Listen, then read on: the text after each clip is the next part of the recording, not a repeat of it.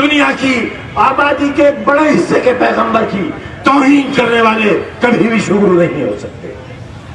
सबका दिल जीतना होगा और याद रखना होगा, कभी आग से आग नहीं बुझती, कभी सैलाब पानी से नहीं रोका जा सकता, कभी नफरत को नफरत से नहीं मिटाया जा सकता। क्यों जा रहे हैं? अभी मैं कहां जा रहा हूं? एक मुकदमा ही तो कायम हो जाएगा बस।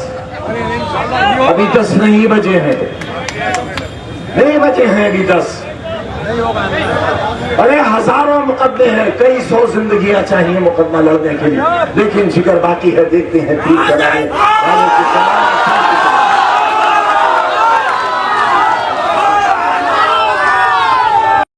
जो एक कहावत है ना कि रस्सी पूरी जल जाती है लेकिन ऐंठन नहीं जाती। कुछ लोगों की ऐंठन अभी भी नहीं जा रही है।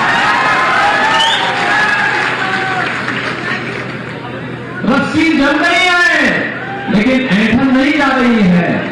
लेकिन भाइयों बहनों, हम फिर भी भेदभाव नहीं करेंगे, चिंता मत करिए। हमने कोरोना में सबका उपचार बराबर किया। जो बाहर थे उनको भी फ्री में उपचार, और जो जेल में थे उनको भी फ्री में उपचार कराया। अगर फ्री में उपचार नहीं कराते तो बहुत सारे लोग, बहुत सारी स्थितियां हो जाती। फ्री में उपचार किया, अरे कम से कम इसके लिए धन्यवाद तो करते कि फ्री में उपचार कराया। लेकिन भाइयों बहनों, जो लोग भारत माता को सम्मान नहीं दे सकते,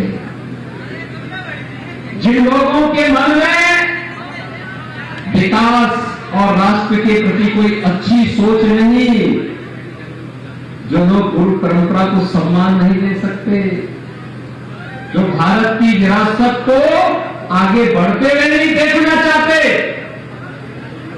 वही लोग आज इस प्रकार का आचरण भी कर रहे हैं।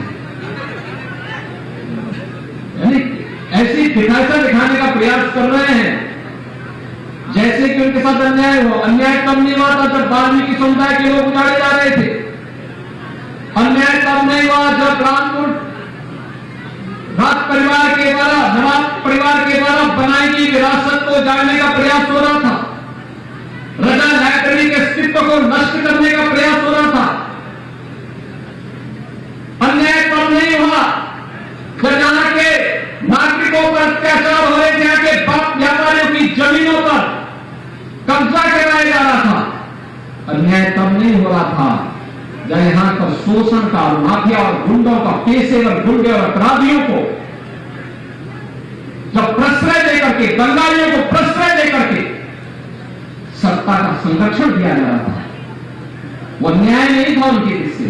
उनके लिए न्याय यह है कि अगर किसी पेशेवर, माफिया और गरीबों पर अत्याचार करने वाले के खिलाफ सरकार कार्रवाई करती है तो उन्हें ये अन्याय दिखता है। नजरिया अलग अलग होता है। उन लोगों ने हमेशा शोषण किया है। समाजवादी पार्टी आज भी देश में और प्रदेश में किसी भी घर में आप चले जाइए, किसी भी सभ्य परिवार से आप पूछिए ये कौन है, तो एक छोटे से बच्चे से लेकर के बुजुर्ग तक व्यक्ति बोल देगा कि उसको देख करके वो नाक मुंह सिकोड़ दे देगा, इनसे तो भगवान नहीं। भाई हमारी माताओं ने इस बार विधानसभा के चुनाव में जो अपना आशीर्वाद भारतीय जनता पार्टी को दिया, वो किसी जाति की, किसी मत, किसी मजहब की नहीं, वो सबने दिया, सबने दिया अपना आशीर्वाद। और इसलिए दिया क्योंकि माताओं की रक्षा के लिए सरकार के जो कदम थे, जो ठोस और मजबूत कदम उठाए गए थे, ये मातृशक्ति का सम्मान होना चाहिए। जो कार्रवाई हुई थी उस कार्रवाई को मातृशक्ति ने पूरी मजबूती के साथ आगे बढ़ाने का काम किया।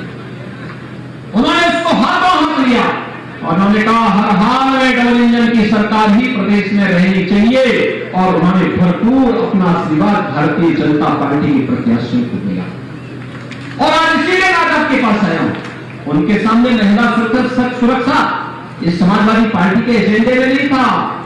क्या बोलते थे यही लोग जो आज घड़ियाली आंसू बहा रहे हैं? यही लोग क्या कहते थे महिला सुरक्षा के मुद्दे पर ये लोग माता और बहनों का अपमान करते थे।